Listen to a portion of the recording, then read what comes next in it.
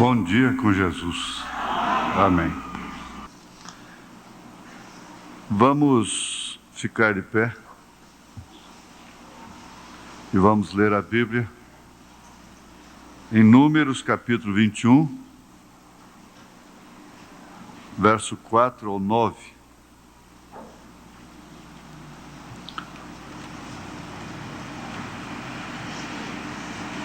Então partiram do monte de Or, pelo caminho do Mar Vermelho, a rodear a terra de Edom. Porém a alma do povo angustiou-se neste caminho. E o povo falou contra Deus e contra Moisés. O povo sempre vai falar contra o rei, contra o presidente, contra o primeiro-ministro, não é? O povo sempre vai falar. Por que nos fizeste subir do Egito para que morrêssemos neste deserto? Pois aqui nem pão nem água há, e a nossa alma tem fastio deste pão tão vil. Qual é o pão que eles comiam lá? Maná, né? Pão tão vil. Então o Senhor mandou entre o povo serpentes ardentes que morderam o povo, e morreu muito povo de Israel. Pelo que o povo veio a Moisés e disse: havemos pecado, porquanto temos falado contra o Senhor e contra ti. Ora o Senhor que tire de nós estas serpentes. Então Moisés orou pelo povo. Era um tipo de Cristo, né? E disse o Senhor a Moisés: faz uma serpente ardente e põe-na sobre uma haste, e será que viverá todo mordido que olhar para ela. E Moisés fez uma serpente de metal e pô-la sobre uma haste. E era que, mordendo alguma serpente, alguém olhava para a serpente de metal e ficava vivo. Te damos graças, ó Pai, porque podemos nos pôr de pé mais uma vez e ouvirmos a Tua palavra, o que já ouvimos nesta manhã, aquelas poucas frases na voz do irmão Branham. E essa leitura seria o suficiente para nunca mais murmurarmos, nunca mais desobedecermos e estarmos com a consciência boa, bem aproveitada diante dos homens e diante do Senhor. Mas como aquele povo disse: nós havemos pecado, estamos aqui na mesma condição, não temos que olhar para uma serpente de metal, de bronze, mas temos que olhar para o Calvário, para o Senhor Jesus Cristo, para o Cordeiro sangrento, pois aquela serpente apontava para isso. Em nome de Jesus Cristo, ó Deus, vivifica a Tua palavra em nossos corações. Amém. Amém. Assentai-vos, meus.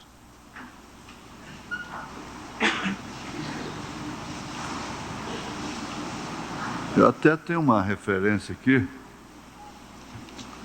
de 2 Reis, capítulo 18. Isso é boa para os obreiros. É 2 Reis, né? Falei? 2 Reis, capítulo 18. Vamos ver aqui essa referência. Verso 4. Esse tirou os altos e quebrou as estátuas, e deitou abaixo os bosques, e fez em pedaços a serpente de metal que Moisés fizera. Porquanto até aquele dia os filhos de Israel lhe queimavam incenso, e lhe chamaram Neustã. 2 Reis 18, 4.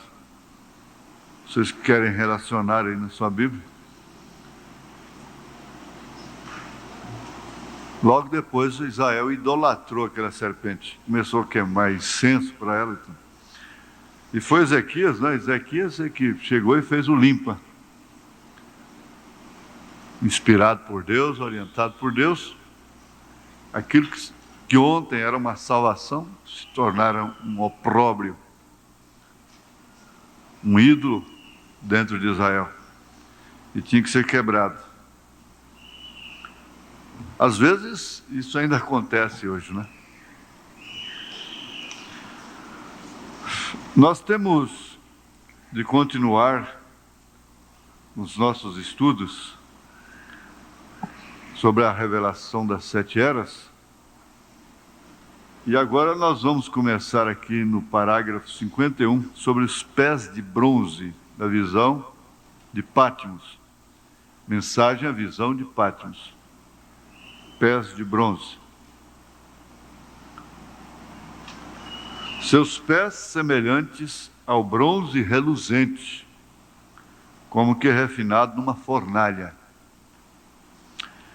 O bronze é conhecido por sua extraordinária dureza.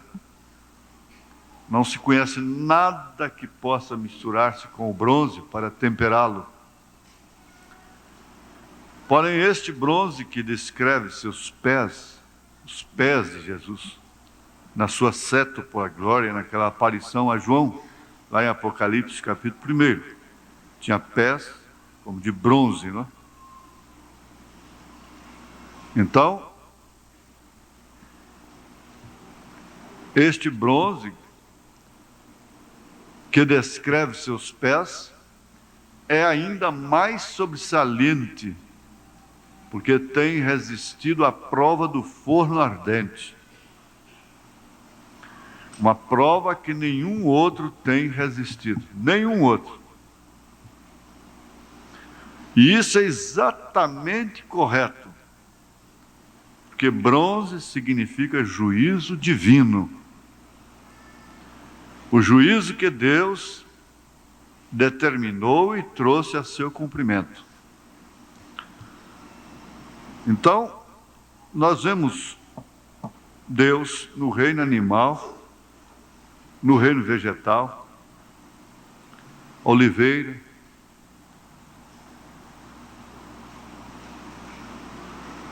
em toda a natureza, como rio da água viva, rocha, pedra de esquina, pedra angular.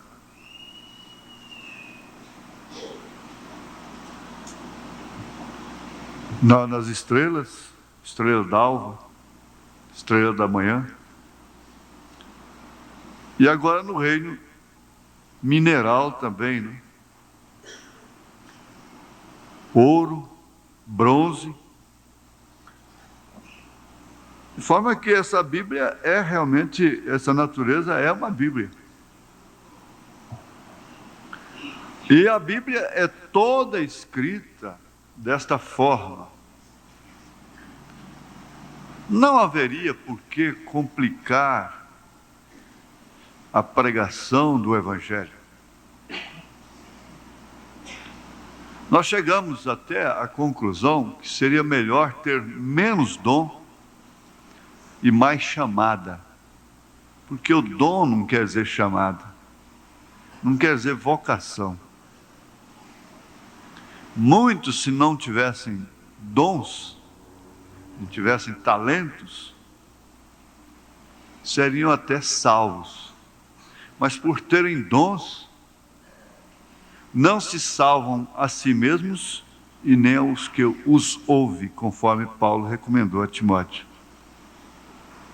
Tanto aqueles que te ouvem como a ti mesmo será salvo. Então, os dons são dados sem arrependimento.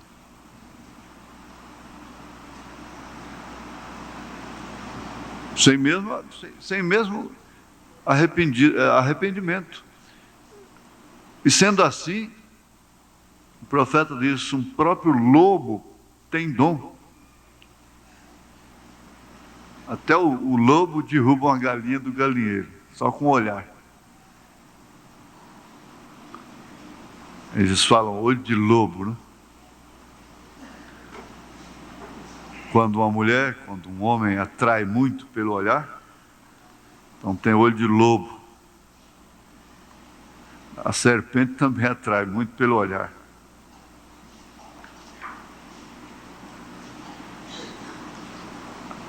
Então, veja como a Bíblia, as Escrituras, são simples.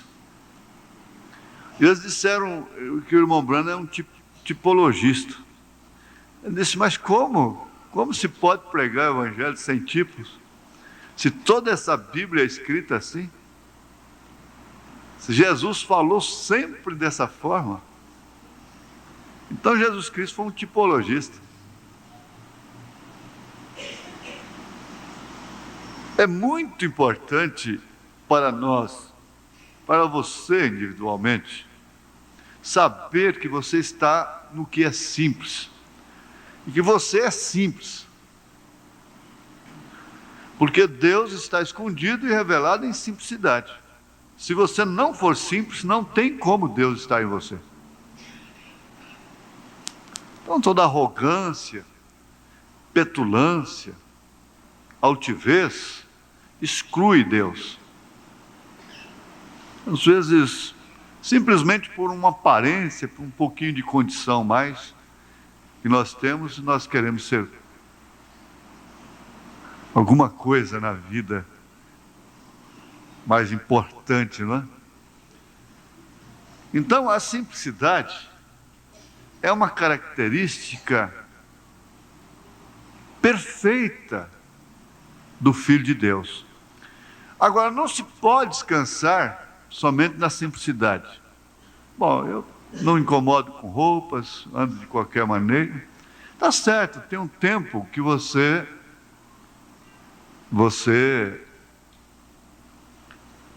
vamos dizer, enfeita a roupa.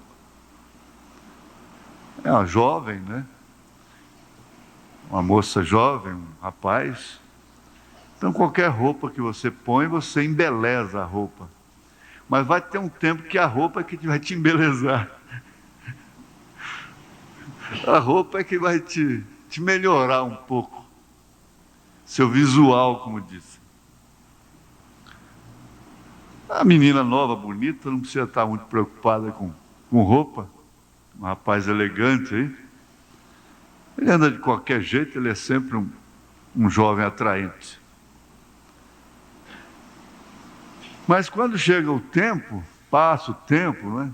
As pessoas têm que cuidar mais da roupa, né? O visual. Isso não quer dizer também que não seja simples. Há muitas pessoas que são simples, mas não são humildes. É preciso pensar nisso, irmão, irmã. Às vezes nós temos irmãozinhos e eles sabem que eles são simples, simplesinhos, mas não têm, às vezes, humildade para aceitar certas coisas. E às vezes um outro que parece não ser simples, parece, não é humilde. E Jesus sempre disse: aprendei de mim, que sou manso e humilde de coração. Não é manso e humilde de corpo, não, de coração, de aparência apenas. Porque nós somos muito humildes, conforme também a hora, de acordo com a conveniência. O ser humano, ele nasce um hipócrita. O ser humano é hipócrita em todos os aspectos. E age de acordo com a conveniência. A pobre criancinha inocente, aí, ela já está agindo de acordo com a conveniência. Mas nós encontramos pessoas tão bem vestidas e não tem um pingo de humildade. Isso aí não deve servir de apoio para outra. não tem um pingo de humildade, são trapaceiras e está sempre com... Não é? Na verdade, o ser humano é isso, a tendência do ser humano é isso. E agir por conveniência. Vive atrás de conveniências. E essas conveniências sempre complicam e comprometem e coisas assim.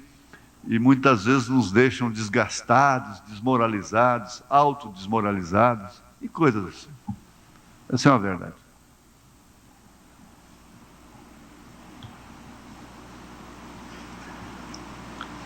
Mas vamos ao fato de que a Bíblia é simples e é encontrada em toda a natureza, como não poderia deixar de ser no reino mineral.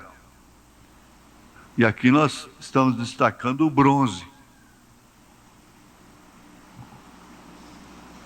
Acho que ninguém quer uma joia de bronze, não? Um colar de bronze, uma pulseira de bronze. Será que é bonito? É bom? É? Você quer, meu Paulo? Não. Porém, este bronze que descreve seus pés, estava lá na sétupla glória, sete características de glória, de império, de rei. Você sabe que enquanto Israel tinha Samuel, uma pessoa só, como rei, sacerdote, profeta, ele ia bem melhor. Depois eles quiseram 3 pessoas distintas, não? Aí ficou bem mais custoso. Mas aí então está a sétupla glória, são 7. Sétupla vem de 7, 7 características. E seus pés é ainda mais, veja, seus pés é ainda mais sobressalente, porque tem resistido à prova do forno ardente. Uma prova que nenhum outro tem resistido. Nos seus pés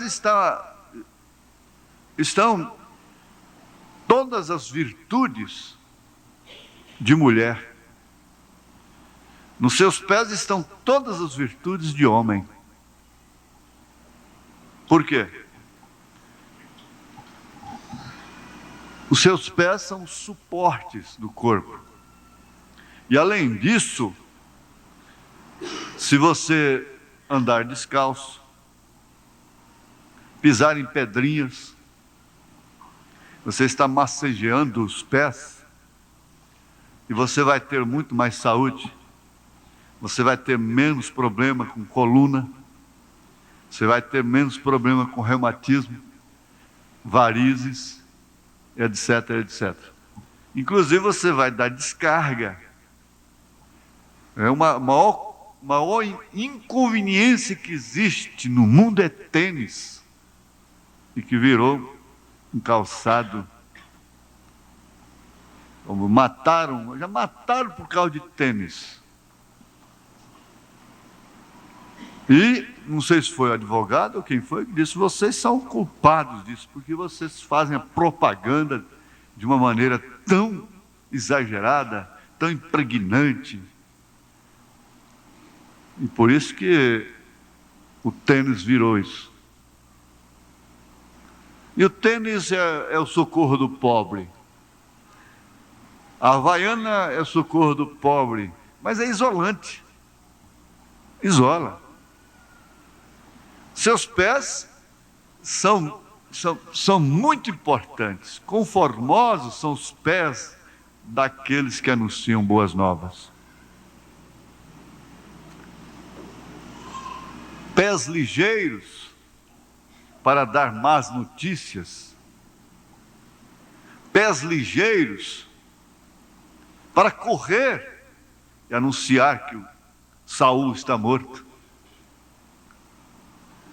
Pés de amalequita. E assim você pode ampliar, depois quando você deitar e que for olhar para os seus pés, então você começa a lembrar. Faz igual a mim, eu sempre cuidei dos meus pés. Eu tinha uma mocinha na igreja, e eu garoto ainda, e uma vez eu soube que ela ia almoçar lá em casa. Então o que eu fiz? Eu engraxei, pintei o 7 e comprei um par de meias novas. E não tirei o selo da meia, não. E quando ela chegar lá, que era para me ver que eu estava de meia nova com selo ainda. Então ela chegou lá e eu estava de meia só, né? Meia nova, né? Acontece que a meia era tão barata, tão ruim, que rasgou logo também, né? Não aguentou nada. Logo os dedos do pé estavam, né, de fora. Então, os pés, eu não vou virar para o lado de vocês, né, irmãs? Porque vocês sabem, né? Não precisa, né? Mas esses pés são tão importantes, né? Pés que caminham para a cozinha, para o fogão, para o berço. Tem os pés dos trieiros. Pés dos trieiros. Pés dos trieiros eram do lavrador, que fazia o trieiro logo cedo, com orvalho, para a lavoura. Pés dos trieiros. E às vezes eles chegavam a engrossar tanto, como eu conheci casos, que a gente calçado andava em certa região do mato com muito mais dificuldade do que aquele irmão mateiro, descalço. Pés grossos. De vez em quando eu também pego o canivete, chegar, senta, põe o pé no toco assim que tem sempre no fundo do rancho, né? E começa a cortar a unha assim, com canivete. E aquele homem que tinha cheiro de mato, pés grossos, só descalço. Tem uma chiadeira, uma botina chiadeira para vir na cidade assim mesmo. Eles andavam todos desagunçados quando chegavam na cidade. E aquela chiadeira chiando. A gente tirava as borrachinhas dela para fazer violinha. Os meninos não sabem o que é isso. Pegava caco de cuia. Caco de cuia. Você sabe o que é cuia? Sabe? É. O que é cuia?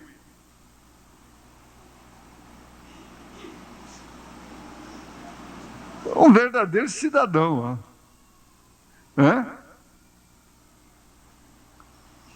Corta no meio. Fez uma cuia. Ele sabe o que é cuia, tá vendo? Vem da cabaça, não é? Vem da cabaça. Então ele pegava um pedacinho de cuia, ela a concha, né? E fazia o cortezinho assim, passava a gominha da chiadeira, da botina, que a gente tirava ali. E então fazia violinha, tim, tim, tim, tim, tim, tim, tim, tim, tim, né? E toca a viola mesmo. Agora hoje, o que vocês sabem, né? Os meninos estão aí no, como é que chama?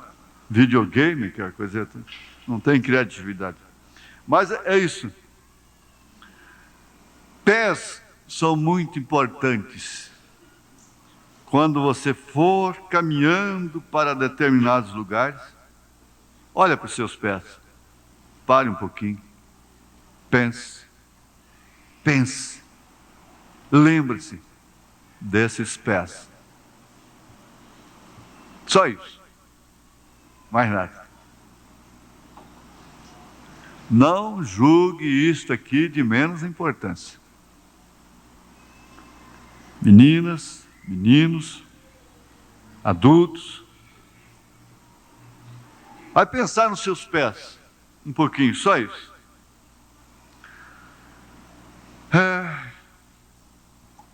Pés divinos, pés divinos, nos divinos.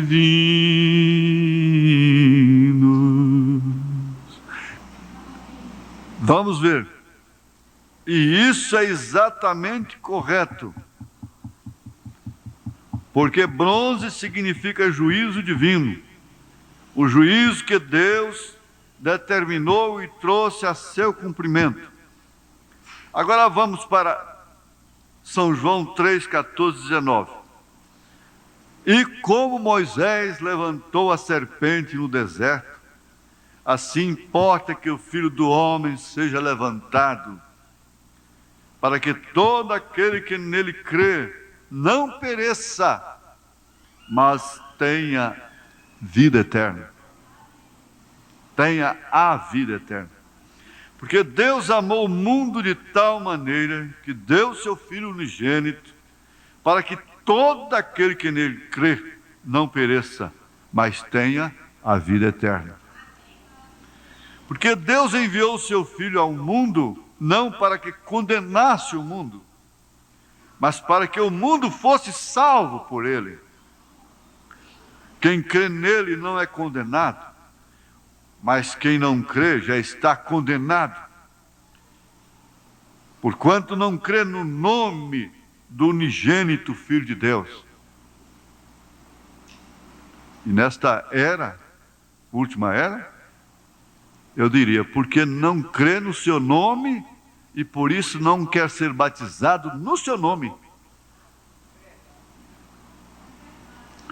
E a condenação é esta, que a luz veio ao mundo e os homens amaram mais as trevas do que a luz, que suas obras eram más. Aí então agora ele faz referência de Números 21, 8, 9. E disse o Senhor a Moisés: faze uma serpente ardente e põe sobre uma haste, e será que viverá todo mordido que olhar para ela. E Moisés fez uma serpente de metal e pô-la sobre uma haste. E era que, mordendo alguma serpente a alguém, olhava para a serpente de metal e ficava vivo. Agora, e como Moisés levantou a serpente no deserto, assim importa que o Filho do Homem seja levantado. Veja, outra concordância também, com São João, capítulo 3, verso 14 e 19. Israel havia pecado. Ora, o que se pensa do homem, do povo, em quaisquer jornadas, em quaisquer fases de suas histórias?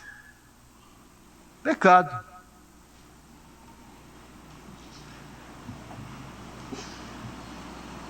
O homem peca como indivíduo e peca como povo. Quando o povo escolhe unanimemente, então o povo está acertando ou está errando? E errar é pecar. Pecar é errar o alvo. Então o povo pecou em escolher tal presidente. O povo pecou. A moça peca ao escolher o seu marido, dependendo muito de como foi a sua escolha, muito especialmente se Deus mostrou tudo para ela. E vice-versa, o homem peca ao escolher a sua mulher, quer dizer, erra o alvo, porque pecar é errar o alvo. Mas, como povo, se enquadra mais para os judeus, Israel. Porque Deus trata Israel como povo, e os gentios é como indivíduo. Por isso que nós estudamos aqui, baseados nos selos, que o corpo de Jesus Cristo não é o corpo físico seu. O seu corpo físico é templo, é casa de Deus, mas não o corpo de Jesus Cristo. Porque o corpo é composto de muitos membros, o corpo é coletivo. Então, se tratando dessa forma, ele trata com o corpo espiritual dele, de sua noiva, que é tirado dentre os gentios. Mas ele trata individualmente com cada indivíduo. Cada um responde por si. E nós aprendemos que esse dedo não é o corpo. Então, um membro não é o corpo. Ele pertence ao corpo. Ele faz parte do corpo.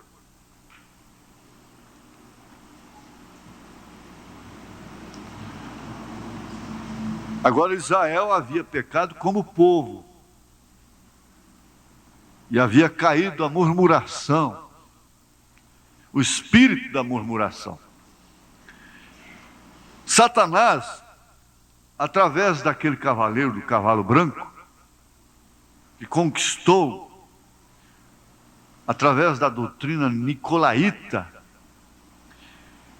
socializou o pecado, classificou, pôs uma hierarquia dentro do pecado, a respeito do pecado. Então, eles criaram o pecado social, que é o pecado de ordem moral apenas. O que atinge mais propriamente o adultério, a prostituição. Mas isso foi exatamente uma astúcia do diabo. Um laço de Satanás, para enganar a igreja. Que ela não tendo os pecados que a igreja diz, de vez em quando ela faz uma reforma, agora por último ela tornou a fazer outra reforma. Os novos pecados da igreja tal. Então, o indivíduo não cometendo aqueles pecados que a igreja reconhece como pecados, socialmente falando, então sua consciência está boa e pronto, ele vai para o inferno do mesmo jeito. O problema não é salvar a alma do inferno, do destino eterno. O problema é condicionar as pessoas aqui, enquanto elas estão aqui na sociedade. Só isso. Por isso que Jesus disse para eles: as meretrizes e os ladrões entrarão antes de vós no reino dos céus. Foi lá embaixo. E lá no Calvário, o ladrão foi para o paraíso. E lá embaixo estava Maria Madalena, a samaritana, e essa toda a gente.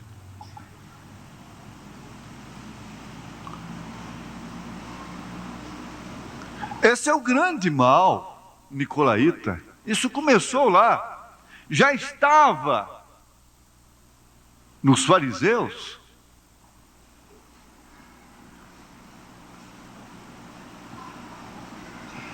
E o que foi que mais matou lá no deserto? Foi a murmuração. É outra coisa que a gente tem por natureza, é murmurar. É censurar.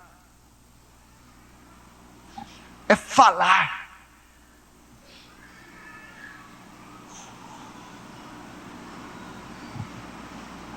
Israel havia pecado. O pecado tinha que ser julgado. Não tenha dúvida alguma, o pecado terá que ser julgado. Ele tem que ser julgado.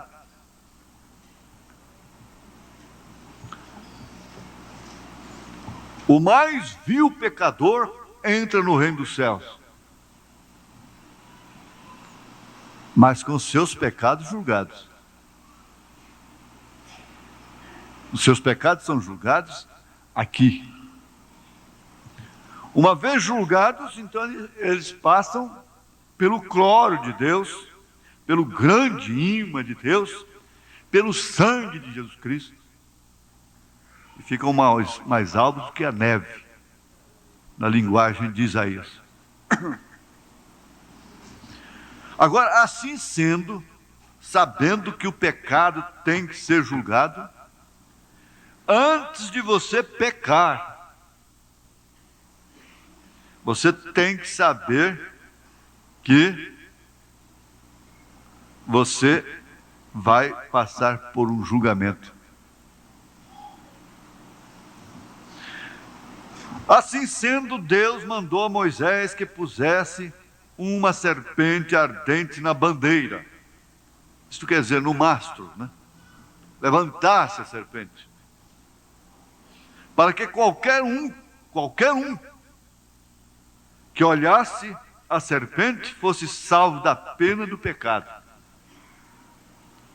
Agora vocês notaram que a sentença, o juízo, veio de uma forma coletiva, veio para todos. Mas já a salvação era individual mesmo lá. Aquele que olhasse. Já ficou individual, pessoal, para que qualquer um que olhasse a serpente fosse salvo da pena do pecado. Aquela morte causada pela serpente era uma morte por consequência do pecado. Não por consequência dos dias de vida que já tinha vivido, que o certo era o homem viver todos os seus dias, até suas cãs, não é? Descerem as cãs, até seus cabelos ficarem brancos.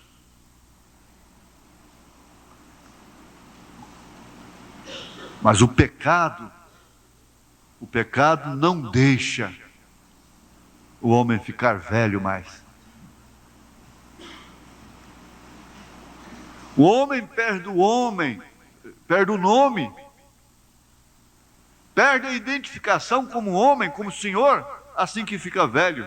As pessoas dizem o velho. E há um desrespeito natural para com os velhos. Se tem uma pessoa idosa no volante, a primeira coisa que o outro faz para recriminá-lo e protestar contra ele é gritar: velho, velha. Aquele velho, aquela velha. Isso aí já mostra o desrespeito que caiu no sangue, no espírito das pessoas. Mas oxalá que aqueles que estão chamando-os de velhos pudessem ficar velhos também. Eles não. Muita gente, a maioria, não ficará velha mais. Grande maioria. Não tem como. Comendo açúcar, tomando refrigerante, cada copo de Coca-Cola que você toma, você está tomando 3 colheres de açúcar refinado. Frango de granja, carne híbrida, começa na mamadeira açúcar. Tudo com açúcar, tudo com sal, com sódio. Não vai ficar velho. Oxalá que você tivesse aí com 50, 60, 70 anos e ainda estivesse comprando briga. Isso seria bom. Sinal que você teve uma longevidade relativa, pelo menos. Mas a menopausa virá aos 22, 23, 25 anos. E logo, uma mulher que passa da menopausa, ela tem que ser chamada de velha já então, também. Tudo a consequência do pecado.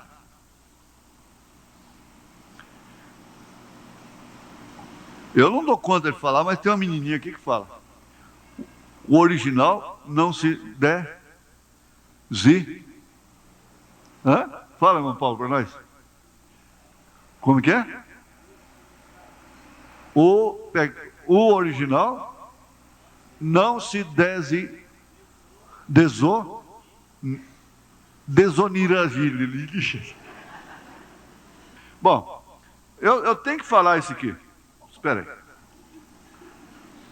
O original nunca se desoriginalizou. e nunca se desoriginalizará. Mas sim, eles desoriginalizaram o original. O alimento original. Eu vou mudar o termo, foi pervertido. E tudo isso é o pecado. O irmão Branham, ele não ficou assim pregando sobre alimentos, sobre isso. Ele entra nas coisas assim e segue em frente. Mas é um tipo verdadeiro do espiritual. Rapaz, vocês não vão muito longe comendo frango de granja, não. Carne, essa carne vermelha aí com hormônio. Não vai não. E essa açúcar, essa doçaiada, essa coiseira toda, não vai não.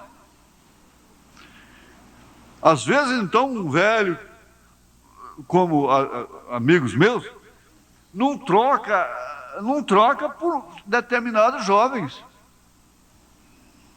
Não se trocam. Porque foram criados com rapadura, pé de boi original, que nunca se desoriginalizou.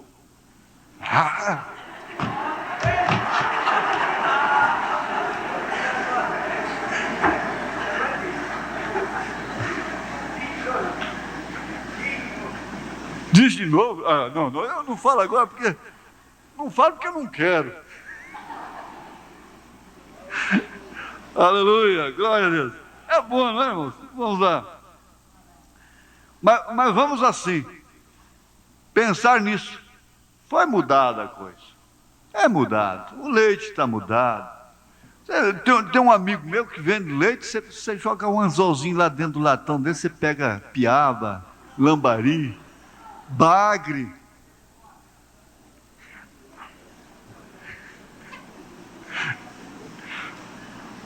Tudo. E isso, o que vai causar?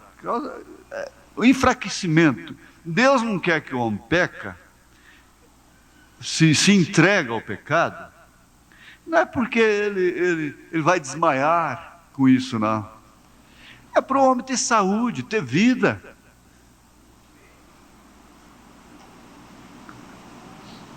Às vezes um filho não entende porque que um pai senta com ele e fala, meu filho não é assim, não é, e coisa e tal. O filho não entende que o pai está querendo o bem do filho. Lhe dando orientações. É isso que a gente recebe de Deus. Ele quer que os seus dias sejam longos e que bem te vá. Quer dizer, honra o teu pai e tua mãe para que tenha muitos dias na terra. A coisa é essa mesmo. Mas vamos lá adiante. A serpente ardente na haste simbolizava o pecado desde o jardim do Éden. Não era só ali, não. Onde a serpente enganou a Eva, fazendo-a cometer pecado. O pecado limitou a vida. Eles tinham que viver ininterruptamente. Mas diminui. O irmão Branham diz aqui, nós temos uma alma, uma consciência, que pode nos dizer o que está errado, o que está certo. E se você continua com sua alma dizendo que aquilo está errado, e você sabe que está, sabe o que vai acontecer? Os seus dias vão ser diminuídos.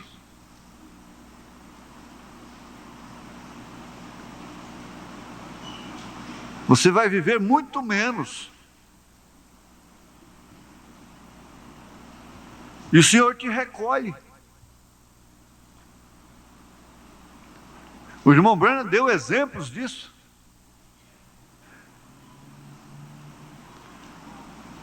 O bronze fala de juízo, como é evidente no altar ardente. O altar, por que o altar era de bronze? Por quê? Justamente no altar ardente, onde a pena do pecado foi encontrada no sacrifício sobre o altar. Quando Deus julgou Israel por seus pecados nos dias de Elias, ele deteve a chuva e os céus chegaram a ser como bronze. Agora, nesta ilustração, vemos que a serpente na haste representava que o pecado já havia sido julgado, porque havia sido feito de bronze, mostrando que o juízo divino já havia caído sobre o pecado. É interessante, é muito profundo, simples.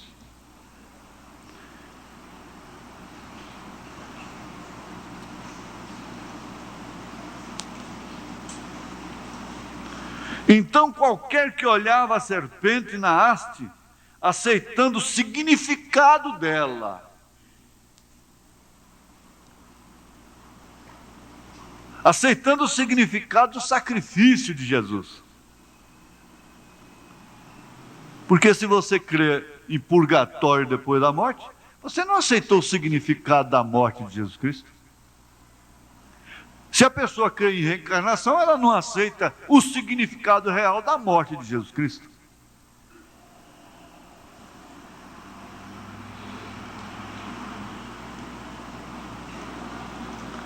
Aceitando o significado real dela.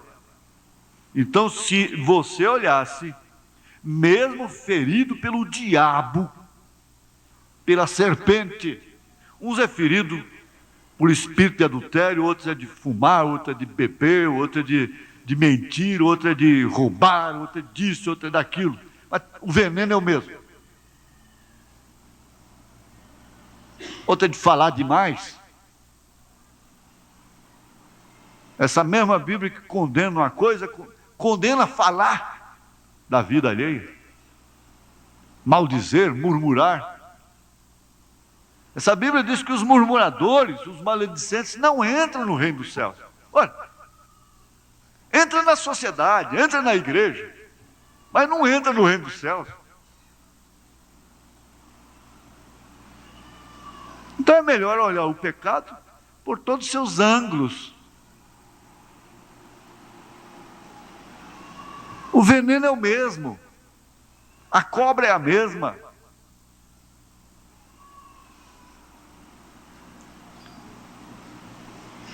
Então tem que aceitar o significado desse sacrifício. E aquele que olhava aceitando o significado, era curado, porque isto era a obra ou a salvação do Senhor. A serpente na haste é um tipo do que Jesus veio efetuar na terra. Ele foi feito carne para que pudesse tomar sobre si os juízos de Deus pelo pecado.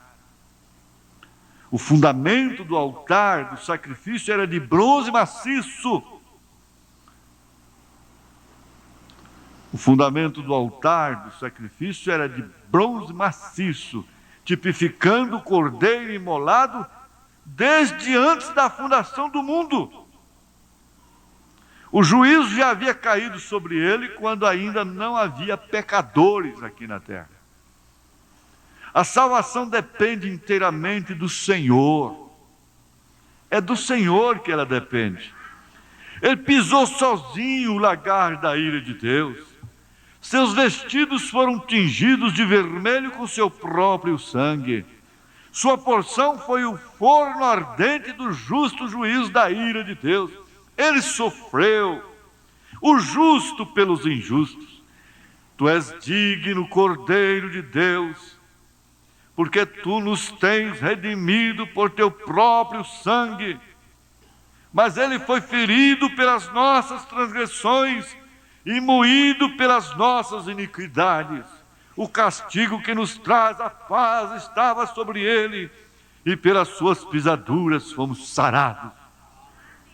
O Senhor fez recair sobre ele o pecado de todos nós. Ele sofreu como nenhum homem jamais tem sofrido.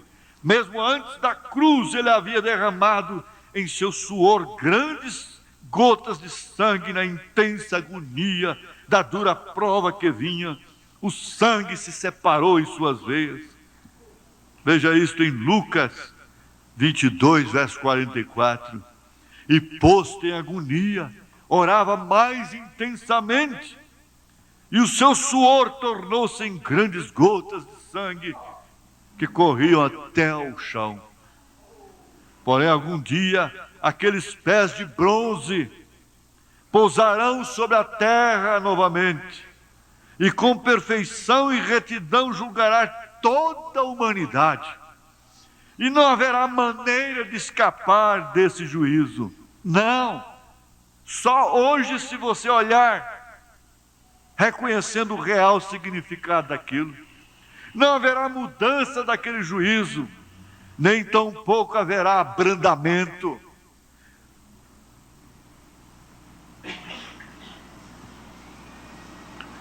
Nós estudamos domingo passado, que aqueles olhos aí estavam chorando, pedindo para você arrepender, volta, arrependa-te. Mas logo aqueles olhos serão diferentes, serão de juiz. Logo esses pés representará juízo.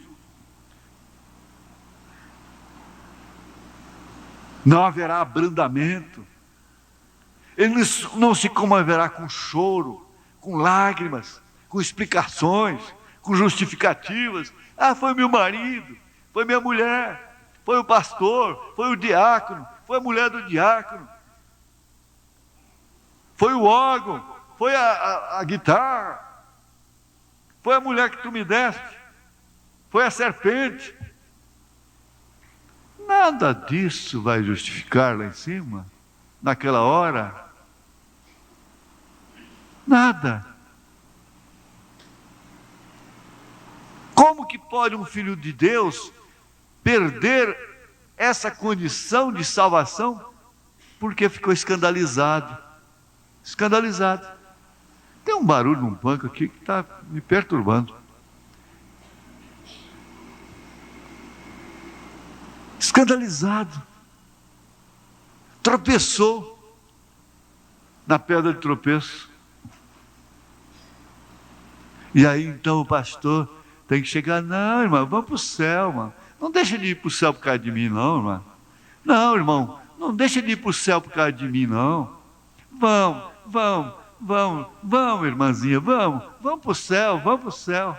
Não haverá nenhum abrandamento.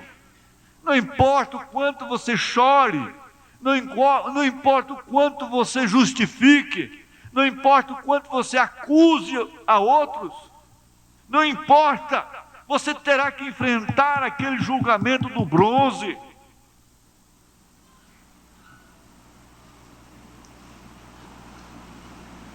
Porque qual seria o seu sofrimento hoje na terra? O que você poderia sofrer?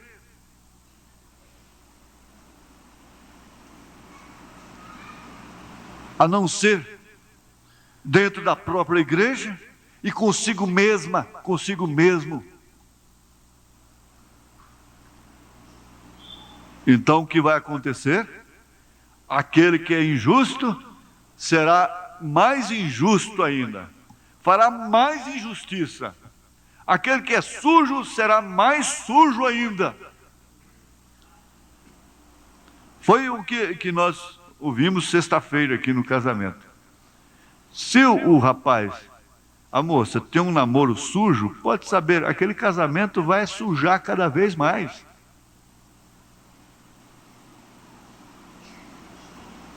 Porque quem é sujo, suja-se mais ainda.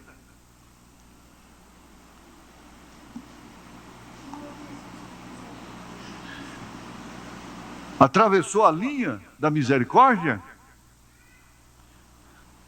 o céu ficou de bronze. O que é que está acontecendo? Estamos vivendo uma hora de juízo, juízo temporário sobre a terra. Dificilmente as pessoas se emocionam com a palavra de Deus, com a oferta da graça, com o hino da graça. Mas oxalá que tarde demais,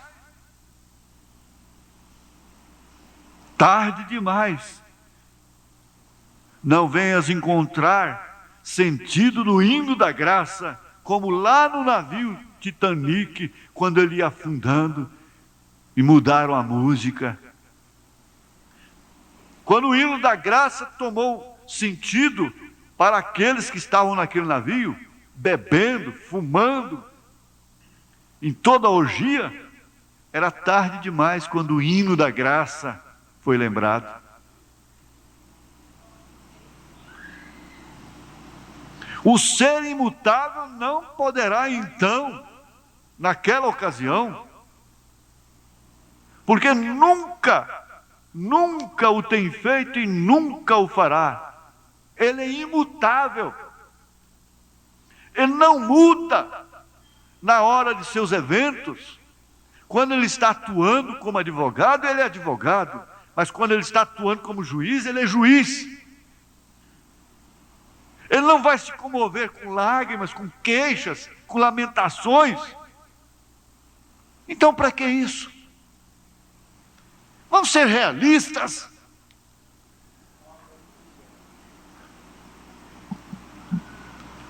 Aqueles pés de bronze destruirão ao inimigo, destruirão o anticristo, vão destruir a besta, a imagem de todo aquele que for abominável à sua vista.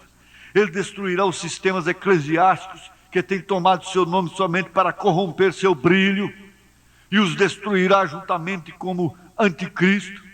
Todos os perversos, os ateus, os agnósticos, os modernistas e os liberais estarão ali, perdidos, tarde demais. A morte, o inferno e a tumba estarão ali, sim, estarão, porque quando ele vier, os livros serão abertos. Então é quando aparecerá a igreja morna, a mulher morna, o homem morno, indiferente. Ele está falando: não se vista assim, não se faça assim. Explique, mostre. Explique hoje, mas explique naquele dia lá.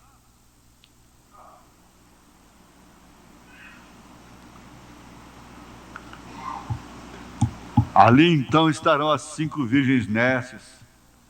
Ele separará, é Mateus 25, né? Ele separará as ovelhas dos cabritos.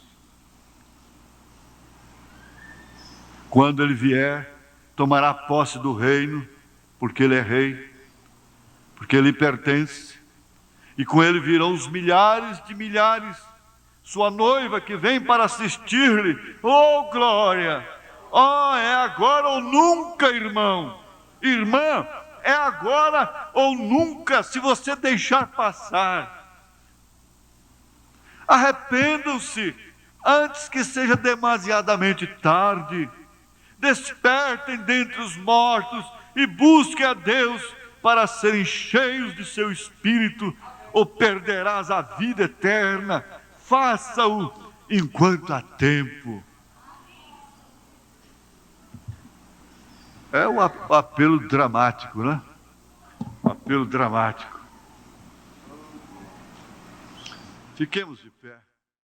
Você é um pregador do Evangelho também, e você está aqui por uma boa causa. Você não está doente, você está em necessidade e você quer um avivamento pentecostal para começar em sua igreja. Todos nós queremos isso. Vamos todos ficar de pé por um avivamento.